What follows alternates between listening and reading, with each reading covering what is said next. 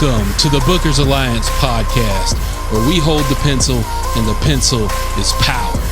Coming at you right now is your host, Marky Mark, along with the man, the myth, the legend, Frank Donaldson. Join us as we discuss the ever-changing landscape of professional wrestling. So hang on tight, you jabronis, and enjoy the ride.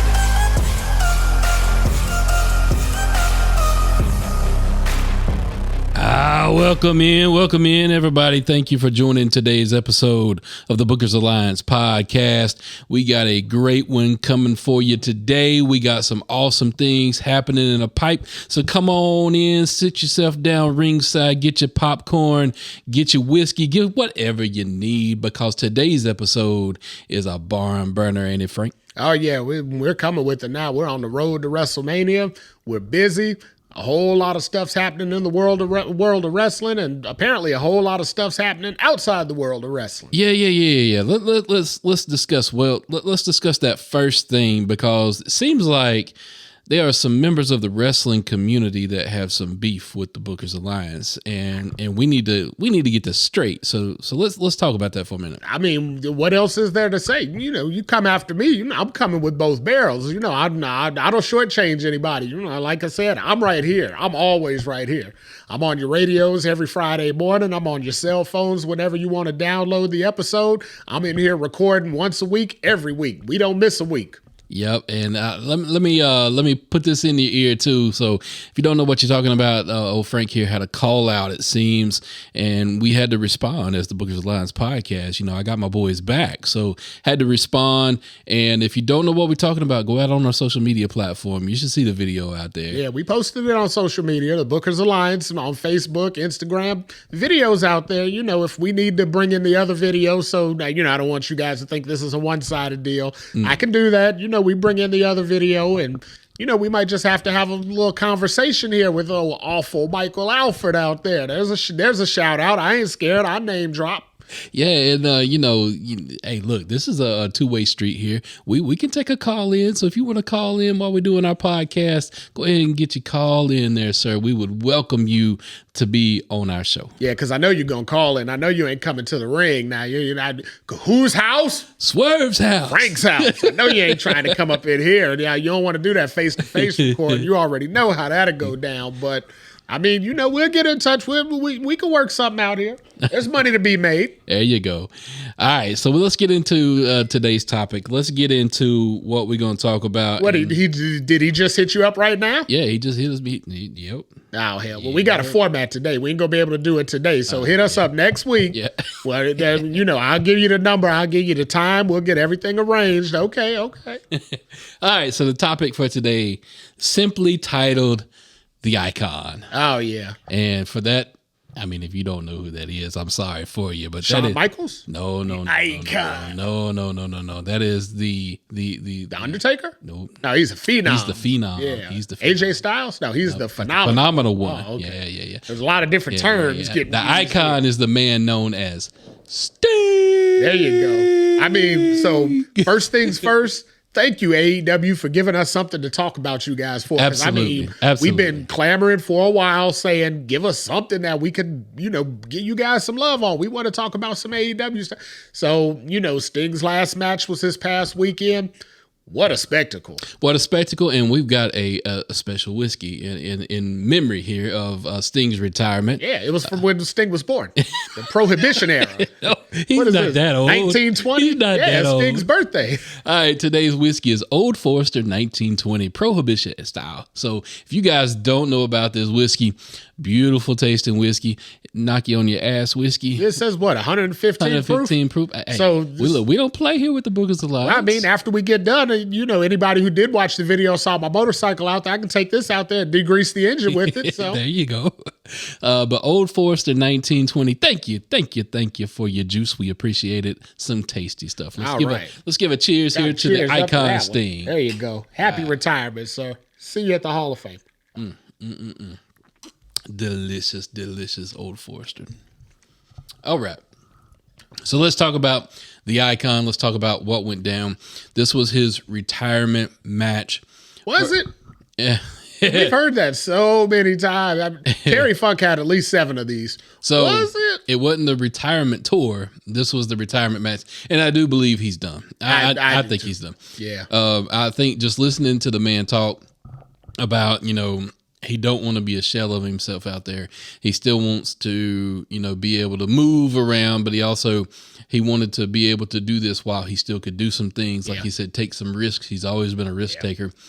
Sting's style definitely wasn't the slow, methodical type wrestling. I mean, he was never a Dean Malenko. No, he was always explosive. He always had that leap in the Stinger splash. The yelling. He always brought a lot of energy and intensity. Right. So having him plod around out there, doing slow moves and not having any impact, that's not going. Just like Undertaker said, he didn't want to start to become a parody. Right. He wanted to make sure he at least went out with his head held high. So I think both guys accomplished that. They did. So let's talk about, first thing first, thank you, AEW, for giving Sting this chance. Yeah. Thank you, Tony. We appreciate the fact that you gave him a platform.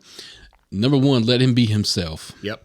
Number two, let him be kind of just cuffs off. Yeah. You really didn't try to put any parameters on him, and you let him dictate that. And they sent him out on top. Top. Obviously he couldn't be world champ. That would be a stretch at this point in his career. If there was any way possible, that is what you would like to have done. But you could, but he still went out, he had a title, he held a championship over his head. He went 3 years undefeated in AEW at 77 years old or whatever.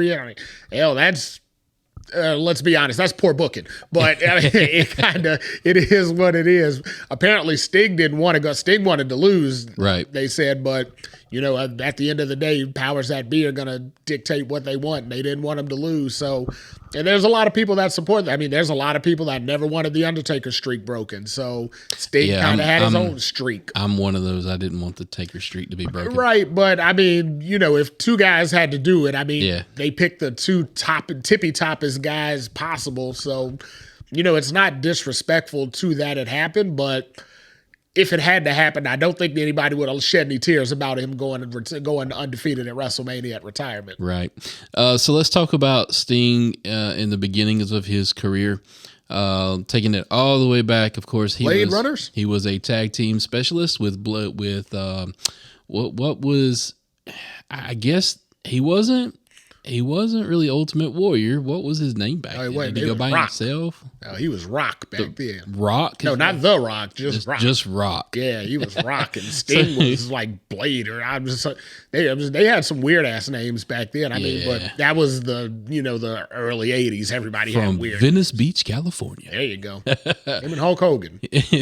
Somehow or another, they were never seen together for the first. Well, they were from the same place. 20 years of their career, but they were from the same exact place. That's interesting, but hey. But that part of their career was very short-lived, and we would know that Sting would go on to WCW to be the Surfer. UWF. Well, UWF, yeah. Sting went to UWF with the Cowboy, and then they got bought by the NWA, which correct. Imported Sting is. A little history for you guys out there listening. We don't want to shortchange the UWF. This will be the last time you hear about them on this show, so we might as well give them whatever shower we can give them. Wasn't that the setting you turned your TV on to play Nintendo back in the day? Essentially, yeah. It was either that or XW, whatever. But yeah, it wasn't a channel that you watched on TV or on wrestling. Yeah. So where I first fell in love with the man called Sting. WCW, the blonde, the Surfer Sting with the rat tail. That was where I fell in love. Had to emulate him. Had the hairstyle. Had the flat top, the rat tail. Had the face paint every Halloween.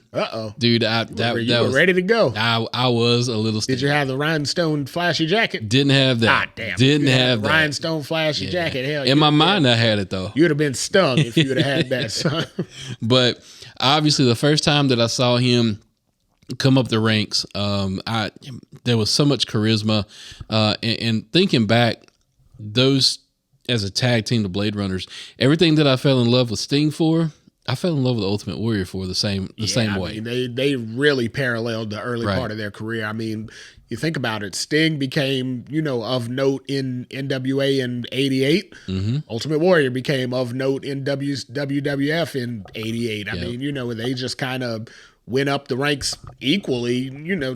I don't know who barred off of who. I don't know if the WWF looked at WCW and said, damn, we got our Sting here, or vice versa. But, for them to have started together, I don't think I ever knew that until like later in the 90s. It was like when Ultimate Warrior went to WCW is when I first even heard about that. Yeah. And it's like, like I said, the way they paralleled each other, you think you would have heard that earlier, but just never did. I mean, I read the magazines, I had all that, but there wasn't dirt sheets and there definitely wasn't the internet, so it wasn't as easy to get a hold of information. But yeah, those two guys, I mean, they had really similar careers in the early part. Yeah. So the first time, though, that I really took note and seen what he was all about was during those Surfer Blonde, days. And then came, the Great American Bash. That was where, like, for me, I was like, oh, this dude's going up against Ric Flair. There you go. I was like, when he won his first title, I was like, this dude's going up against Ric Flair. I remember seeing him this at dude's the going to be somebody. In 88. I think he did the Clash when he did the 45-minute draw with Rick. With Rick, because that was on TBS, so I was able to watch that. TBS on a nighttime show. I was able to see that. Back then I would get the WWF pay-per-views, but I wasn't that into WCW to try and get the pay-per-views. Right. I think the first pay-per-view I even got was, or WCW based, was when Sting's leg was broke and Lex Luger took his spot to wrestle Ric Flair for the title and ended up losing because the Horsemen attacked Sting. So, I was I'd seen him on TNT or TBS beforehand, but I didn't really, I didn't get fully immersed in their show because I didn't know the guys. Right. That was before a lot of the crossover happened. So you weren't as familiar with the guys as it became to be later.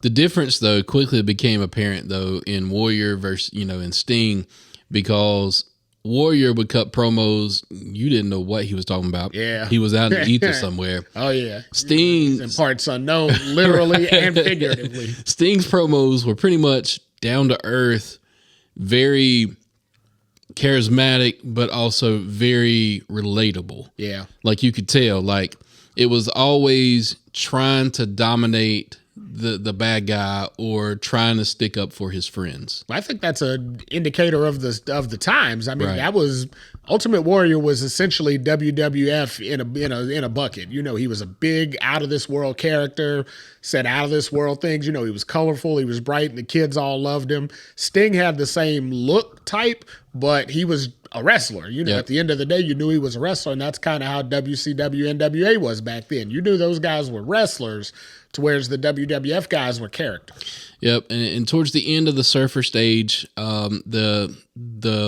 kind of look of Sting started to change.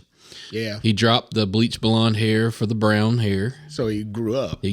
All right. He became a man. There you go. And, still had the vibrant color, still had the vibrant color face paint, all that good stuff. But then WCW would go through a change that was unlike anything else that had been shown at that time. Yeah. Thanks, Eric Bischoff. Thank you, Eric Bischoff. Reality-based thing. And I know he said it a lot on his podcast, but apparently he got that from Vern in Right. AWA. When you hear about that kind of stuff, and then you think about Hulk Hogan got his start in AWA, Sergeant Slaughter got his start in AWA. You start thinking, damn, if Vern could have kept it together, they might have been able to make a really strong run against WWF. Yep. But when money started getting funny around there, all that led to that downfall. But it's unfortunate to look back. You just think though, like if Vern and the Cowboy and NWA had got together, and said, hey, we can't let WWF just put us all out of business. We could have had the Monday Night Wars 10 years earlier, but ego and things like that get in the way. So once that shift happened and the NWO would appear, you saw the icon disappear. Yeah. He just vanished. And that kind of character was of no more. He and Glacier. They should have found a way to take, because Glacier was basically the Sub-Zero ripoff of Sting. They should have just morphed Glacier into the same thing. Yep. They could have had two Stings. But so once the NWO kind of took over, there had to be a vigilante kind of show up on the scene to correct Hollywood Hogan and Scott Hall and Kevin Nash. Had to have somebody that could fight, because I mean they were running roughshod over the WCW guys. Yep. And then out of nowhere came the Crow version of Sting, just standing in the rafters. Yep. Completely not silent, saying a word, no movement, stoic. Yep.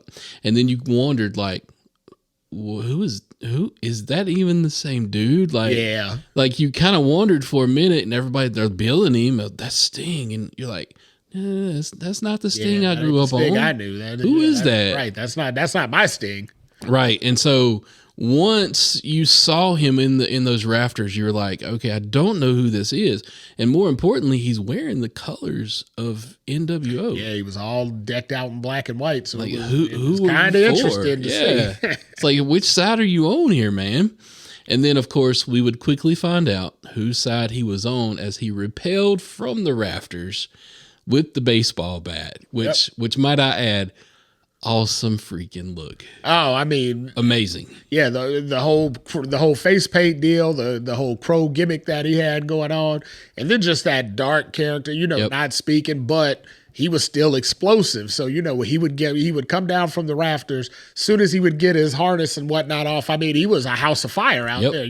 10 NWO guys in the ring, no big deal. Beat them all down. Yeah, Sting would start taking them knees out and start dropping them with Stinger death drops. And I mean, before you knew it, he was rescuing guys. I remember one time where he harnessed DDP up and both of them went up in the rafters because he had to save him from the NWO beatdown. So it's funny you mentioned that, because up until that point, I don't think he had two finishing moves. He only had the Scorpion Deathlock. Yeah, he was always just the Deathlock guy, the sharpshooter, as some of you all might recognize it as. But the Crow, that's where we got the death drop from. Yeah, he started to develop his character. He had, you can't have just a submission finish when you're out there fighting 15 guys. You know, if you go out there and you put Scott Hall in the Deathlock, and then all of a sudden you put Nash in the Deathlock. Nash and Deathlock just don't work. Yeah, and then you put Hogan in the Death. I mean, Hogan couldn't bend that way. That wasn't going to happen. So, but you're not going to clear house with the Deathlock. So he had to come up with a more creative move. And the death drop really worked because, I mean, up to that point, you didn't really see anybody using it. And it gave Sting time to pander to the crowd. He could play off of it, hype it up, talk trash to the NWO guys right before he drops the guy. Yep. So he came in, house of fire like that, like we said, still never spoke a word, remained silent, didn't cut a promo, didn't do anything. They should have done that with the Warrior. I wish somebody had thought about this doing Warriors. God, if they could have kept him quiet, man, they could have had him another decade. Until he wound up in the championship match, beat Hogan for the belt, and then looked in the camera and said something in Spanish. Well, he was sending a shout out to China. I guess he thought China had helped him win because he hollered out "Mamacita." And it's like, out of all the things the first words you would utter after a year, you haven't said a word. That was the first. That was the first thing you uttered. Yeah, and I'm sitting there going, China's in the other damn federation. It ain't like she was working for the company. Hell, she's in the wrong program. But I'm sitting there watching it, and I'm going, I have no idea what you just said, dude. And I've been hanging on that moment, like nothing. And then we eventually got the difference. The promo Sting came back. Yeah. They explained all of the vigilante stuff and everything else. And then for a period of time, the team that he came down from the Raptors to whoop ass on, he joined up with them. Well, what do they say? If you can't beat them, join them. I mean, they gave him the title. The title reign sucked, and they put it back where it was because they didn't really think through how to book him after he won. Yep. They just kind of got really excited about the win, which hint. That's kind of what's going on in wrestling right now, where everyone's excited about the win. Ain't gonna have no clue what to do afterwards. I spy some shady shit being talked about already. I thought we weren't gonna go there. Okay. As we say, I digress. All right, just unbiased, sir. Just hints, as they say, but that's kind of what's gonna happen now if it were to happen. But we know it won't. But anyway, so I mean, after a while, you just took so many beatdowns. I mean, you started seeing, the NWO red and black versus the NWO black and white. Yep. And they started recruiting a lot of the WCW guys, into the red and black, just because, I mean, the monster had grown too big at that point. And that was almost like at that point, the turf war, the East Coast, West Coast. There you go. The red and black Wolfpack Sting was always very cool. Tomato face. Tomato face There you Sting. go. He was always very cool, but I always felt like that version of Sting was just misplaced. It never fit for me. Yeah, so at that point in his career, Sting wasn't a group guy. I mean, he was the whole thing that they built Crow Sting on was that he was a loner. The vigilante, yeah. Yeah, he even when he fought for WCW, he didn't really fight for WCW, right? Right. He never really teamed up with anybody. They, the guys came out to celebrate when he dethroned Hogan, but that was more of we beat the NWO thing. It wasn't so much of you're team WCW type. Right. But then when he actually joined the faction, it's like, wait a minute, now he's kind of just another, cog in the machine, and Sting ain't a cog. Sting's the wheel. He's the wheel. He's the main player. Exactly. But when you're standing shoulder to shoulder to Big Papa Pump and Macho Man and Scott Hall and Kevin Nash, now you just kind of blend in, and Sting ain't a blender. Big Papa Pump's got your There you hook go. up. Big, Holla Big if Papa you hear me. Pump. Holla if he had your hook up. He had your hook up. Man, if I didn't, you look at it today, Scott Steiner was either pimping or selling drugs back then. I mean, that's coming down the pipe. That's essentially what he was doing. All the lines he took were all the lines you heard from every either pimp or drug dealer in the street. And it's like, well, damn, first of all, where the hell did you hear all this stuff from? Now, I know he's from the mean streets of Detroit, but damn. He been hanging out with Rick James. Essentially, I mean, hell, maybe him and Eminem were buddies before Eminem broke big, but damn, he brought a lot of that. Yep. Like I say, he brought a lot of that dark side to the wrestling, and nobody understood it, so they didn't know to censor him.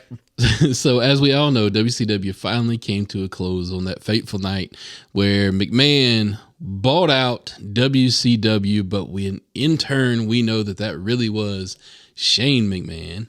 So, that all kind of went down. But on that night, we kind of thought we might have saw the last of the Stinger. It was him versus Ric Flair on that final Nitro. Kind of looked that way, and I mean... And neither one of them were in good shape.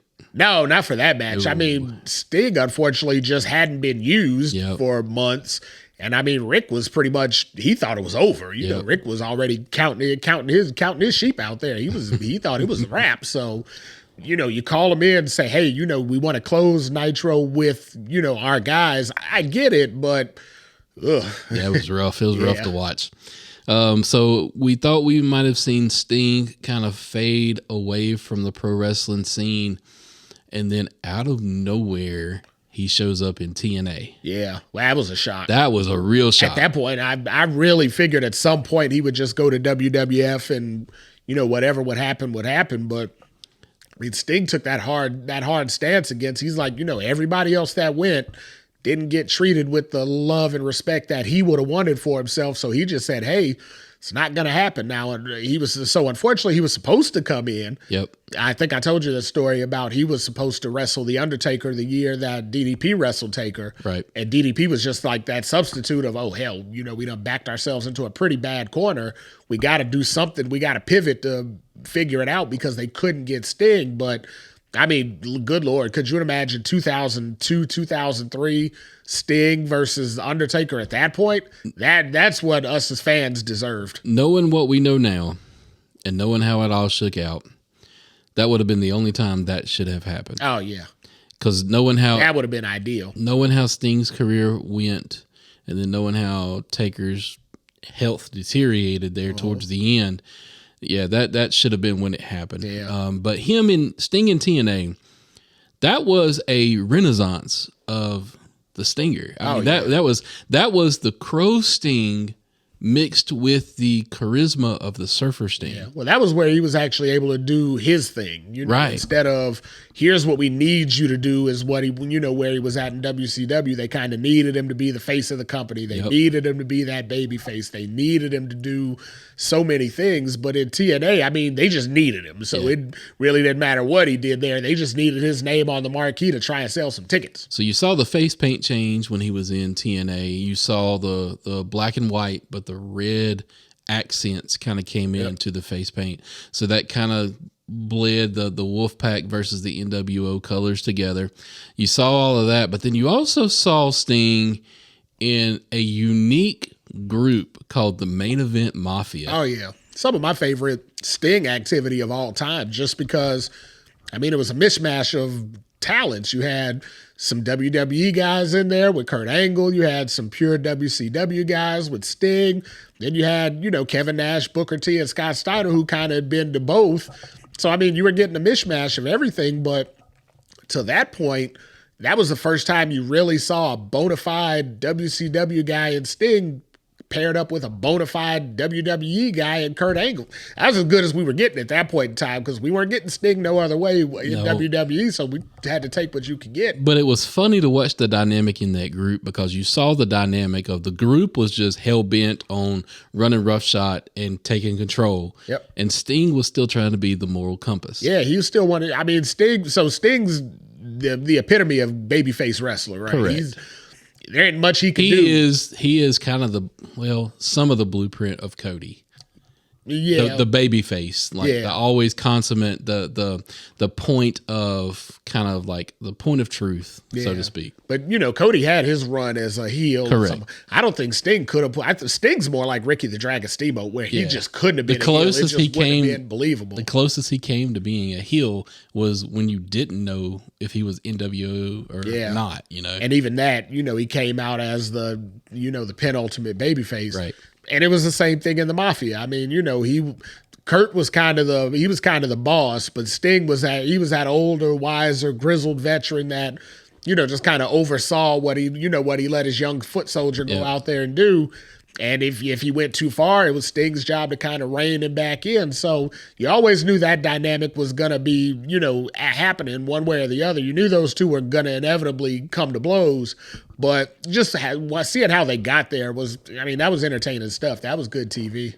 Yeah, and then you kind of saw that all blow up. And then one of the coolest matches that I remember seeing in TNA outside of the X Division was the empty arena match between Kurt Angle and Sting. That was a really, really cool match. And then all of a sudden, the evolution of Sting happened again, and we got Joker Sting. Yep. Yeah, when Hogan and Bischoff came in, they started disbanding everything that TNA had built. They changed the ring up. They got, kind of eliminated the main event Mafia, just kind of flushed them out and started importing them into other storylines that they wanted. And, then now you're back to where you started from, where you got to have that one guy that's like, I just can't go along with this. I got to fight back. And again, it was Sting. And I know I've said it multiple times on the podcast, but the Joker Sting was my favorite iteration of Sting. Yeah, Joker. He had a lot of fun doing that. He had a lot of fun doing that. And he totally embodied the character of the Joker, where it was just the man who wants to watch the world burn. Yep. He was the epitome of, what they always say about wrestlers, the wrestlers are running the asylum. Right. He was literally the characterization of that phrase because he was acting like an inmate that was running an asylum, but he was, at different times he was the boss. At different times he was the commissioner. All the while being Joker Sting, where he was just crazy and deranged. It was just hilarity to watch. And eventually we would see TNA, the viewership decline. You would see Sting fade away again from our TV sets. And again, we never knew, are we ever going to see this man again? Yeah. And then the unthinkable happened. The thing that nobody ever really saw coming. Sting shows up on WWE. Yeah, you kind of giving up hope at that point. I remember that year he had signed with a video game, and he was in the game. And that was kind of a precursor to when other people had come back, like the Warrior, when he finally came out of hiding and he was in the game. All of a sudden, he was on WWE TV. So the following year, when they got Sting, it made everybody's ears perk up. Like, wait a minute. Whoop. Is this happening? That means the door is open. There's some kind of relationship going on. We might get it. And then at Survivor Series, kind of like they did Punk, 20-some years later. But, at the end of Survivor Series, you get that ominous music of like, what's going on. And then all of a sudden Sting pops out of the corner and somebody dug up Tony Schiavone from the woodworks Sting out there. And he said, "It's Sting." Oh, he didn't do that. But in our ears, we heard it. In all our minds and hearts, we heard it. And then Sting walked out and all of a sudden Sting was WWE. And it's like, well, what the hell? Like, wow. And so much potential was laying at our footsteps at that moment. Like, oh my God, dream matches. We all thought it was getting ready to happen. Everybody thought we were about to have Sting. Our best Here run. we came. Absolutely. And nope, we got Triple H and Sting instead. So, and that made sense in the original. Right. Because in the original, they were still doing he's the last soldier of WCW, and Triple H was always the face of WWF at that point. He was corporate. He was, one of the top guys. So it made sense to have the match. Still don't make sense why DX and NWO got involved in that match. Is the only way you could ever see those two factions out there. In the same time, yeah. The part that got me, though, is, as the NWO came teetering out there, as slowly as possible. All the while you're thinking, well, hell, two of the three guys are Triple H's best friends. And it's like, so why are they coming out here all of a sudden to defend? And then, a little bit of reality sets in, the curtain pulls back and you say, oh, because Triple H wanted to give his buddies a payday. Yeah. And then, what a good way to get Hulk Hogan out there at WrestleMania. Why not? You just kind of let it happen. But when you think about it, it's like, well, shit. So we all know how that came to an end. Triple H went over in that match.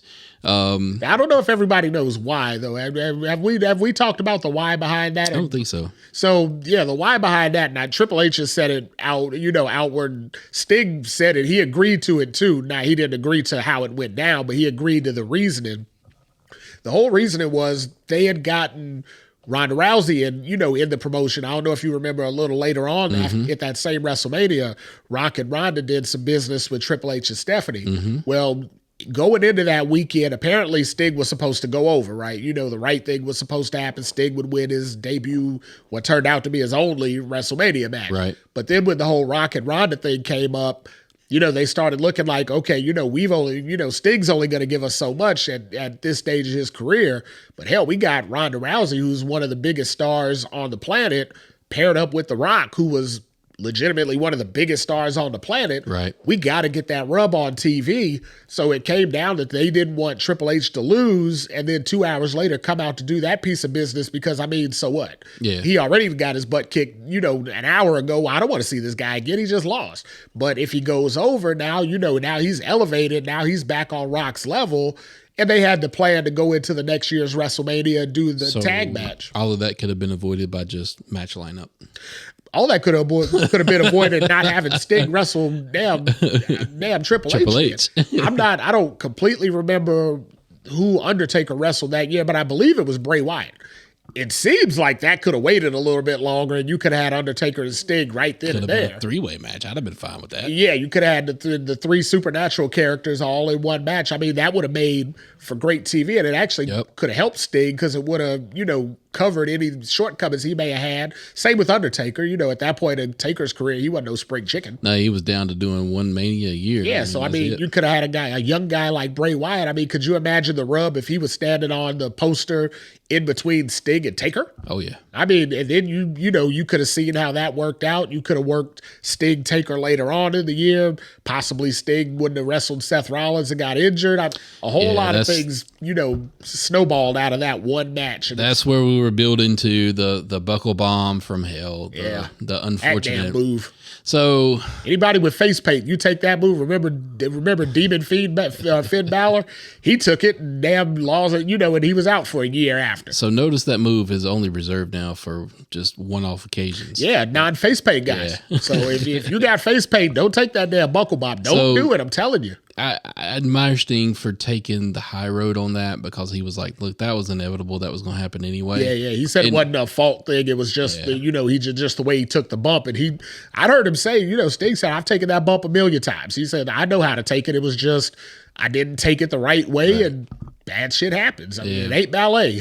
So with that came the forced retirement, so to speak, of Sting in the WWE. Now, granted, they gave him the Hall of Fame. I was kind of jaded, because even though I was happy to see him getting the notoriety that he deserved, I still never got the match that that's what he came all for. Wanted. That's what he came for. Exactly. That's what he came there for. He came there to get that Undertaker match because it had been so hyped and he had missed the opportunity years before. He came there for that. And to WWE's credit, I wholeheartedly believe they had full intention of paying that off the following year. Keeping both guys, letting Sting get a few matches to get the rust off, letting Taker do his thing to get in there. And I feel like they had full intention of doing that going into that Mania. It's just it was just a bad turn of events Right. that happened that just, it cost us as fans. Yep. Which, to that credit, that's kind of why when you bring back a guy like The Rock now, and knowing he only came back for the Roman match, you really don't want to curb that for, some young upstart that's got 100 years left on his career just to, have a different match, let some guy finish his story. Y'all catching on to how sneaky this shit is. I mean, I'm just saying. Y'all catching this, nation? Y'all catching this by any means necessary. What you're catching is what I'm throwing out there, because you saw the similarity in it. Some people just don't want to hear it, but I'm gonna lay off of that because I don't want nobody on this podcast to start crying. Oh, okay, all right. I we don't want to have no crybabies out here today, so we'll lay off of that topic now. I see back to Sting.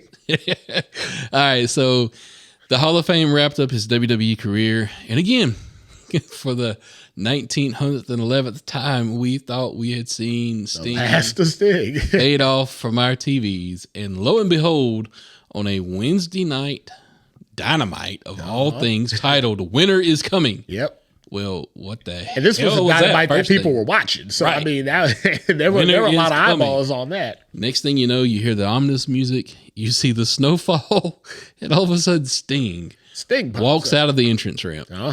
Why? Yeah. Like, what the hell? Like, what is this all about? Well, I remember as a fan thinking, well, what the hell is he going to do? He's going to come out and do like a couple one-offs because Sting can't wrestle. We all thought he was still hurt. Yeah, we were told Sting can't wrestle, so Right. he had stenosis. So you're like, well, his career's over. It's 60-some years old with stenosis. He's out. Yep. So I'm like, well, what are they bringing him in for? Is he going to be the commissioner? Is he going to, have some funky on-screen role or blah, blah, blah? But no. No, active competitor. Absolutely. That was so unexpected, but so deserving. So deserved. And as a fan, I hate to admit it, even though there's the majority of me that still, to this day is like, Taker, stay retired. Don't come back. Absolutely. Stay retired.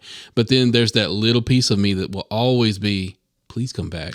Like, I want to see you again. Please come back. If there was a way for those guys to do like a cinematic match where they could stay healthy, they could stay safe, but they could do it at this year's Mania at 40, 100%. I would say, go for it, just because I would trust WWE to do that kind of match to where especially under the current regime. Yeah, they wouldn't make it look the way it wouldn't be Goldberg Taker. Let's put it like that. And they wouldn't punk Sting out either. Right. No, at this point, I could almost guarantee 100% Taker would say there's no way I'm going over. I got to lose because it don't matter. He's already retired. He's already Hall of Fame. He's a wrap. Sting never got that one match that both guys wanted. Either way, no matter who won the match, the spectacle would be worth it to see. But like you said, that's the little kid fan in me that'll always be there, that remembers both guys in 1990 being the hottest thing in wrestling. Sting winning the world title and Undertaker debuting that Undertaker character. That little kid in me that still enjoys wrestling would still love to see it. But me being in my 40s, knowing them guys are in their 60s, I know for a fact they don't want to go out there. Yeah, they don't want to be taking no more bumps. Because, hell, let's be honest, that call-out that we talked about, that'll be my one match for the year. Now, I'll go out there, I'll put that damn 1, 2, 3 down, I'll take that W away. But I ain't gonna take no more W's this year because 2024, that'll be the end of my 2024. Call me again in 2025. Absolutely. Send the check out here, get the lawyers on the phone. So we would see Sting go on in AEW to do some crazy shit. There's no other way to put it. That was crazy shit, that man at that age. Yeah. I mean, God be it. If I'm in my 60s and I'm able to do that kind of stuff, blessed be the glory. But I don't know if I could do some of that stuff now. I'm 20 years younger than he is. Jumping off tables, jumping through tables, jumping off of freaking just pieces of the arena. Yeah, I mean, jumping off the top of the arenas in some places. I mean, hell, in some of the places he was jumping higher than the fans were sitting. Yeah. He was jumping higher than the fourth row. And I mean, that's as deep as they go in the stands right now. So if he jumped from the empty ass sixth row up there, I mean, good Lord. He was jumping over every fan in the building, all 14 of them. But we would see Sting go on do some crazy stuff. Tag team with Darby Allin, which speaking of doing crazy stuff. So let's we got a few minutes here. Let's break down this retirement match that Sting had. Let's talk about this. So you mean break down Darby's retirement match, right? Because coming out of that, I was like, well, shit, they're both hanging him up here. All right, so let me get real with wrestling fans real quick. Let me get real with you for a minute. In the days of ECW, I thought that I had seen everything. In the time of Mankind versus Taker, Hell in the Cell, I thought I'd seen everything. You would have thought. Triple H versus Cactus Jack, Hell in the Cell. You would have thought. I thought I'd seen everything, but damn Darby Allin. Holy shit. I've never seen a man just as reckless with his body. His body. And look, we've seen Jeff Hardy do some crazy shit. Yeah. And shout out to Jeff, who's on the shelf now because of crazy shit. Yeah. But, granted, this was a different level of craziness. I've not ever seen any. So there's only one way to say this. When I saw Mick Foley go into Thumbtacks for the first time, I'd seen that before. I'd seen the New Japan version of that, and that's where that came from. So if you want a little history, go back New Japan, 80s, early 90s. You'll see those death matches. You'll see the Thumbtacks. Terry Funk was in a lot of them. So when Darby swantoned off of the ladder through the pane of glass, and he was laying there, I looked at his back, and I'm going. You can see, 100 little dots of blood just start forming. And the first time I saw it, in that first 5-10 seconds, you really didn't see anything. Yeah, and you're like, okay, that was gimmick. Cool, that was a great spot. Yeah, it just kind of was what it was. And then you started seeing the blood come up. Yeah, and I'm going. That wasn't gimmick. That was a real freaking piece of glass. Yeah. And then I'm sitting there watching it, and it just gets bigger and bigger, and you're like, holy they kept him off camera for a long time. He was a major factor into the finish, so they really couldn't keep him off camera at that point. So I guess they just realized, if we got to show him anyway, to hell with it. I guess we might as well just, go balls to the wall with it and just show it all. But so guys, I know you're going to go back and watch it if you hadn't yet for Sting's retirement. Go back and watch that spot.